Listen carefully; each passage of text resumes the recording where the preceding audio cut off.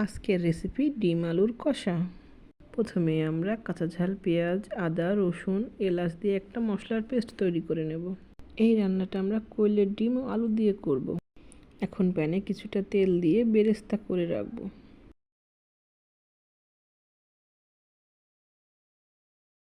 ওই একই তেলে লবণ হলুদ দিয়ে কোয়েলের ডিমগুলো ভেজে রাখবো।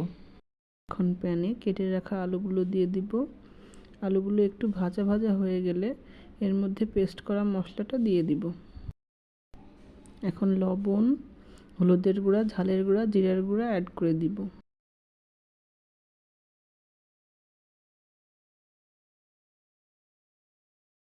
মশলার সাথে আলুগুলো খুব ভালোভাবে কষিয়ে নিব। কষানো হয়ে গেলে এতে গরম পানি অ্যাড করে দিব। আলু সিদ্ধ হয়ে আসলে এর মধ্যে ভেজে রাখা ডিমগুলো দিয়ে দিব।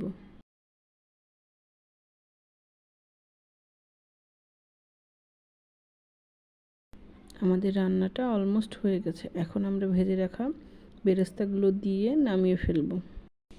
বেরেস্তা দেওয়ার কারণে কিন্তু ডিম আলুর ঝোলটা অনেক মজা লাগবে।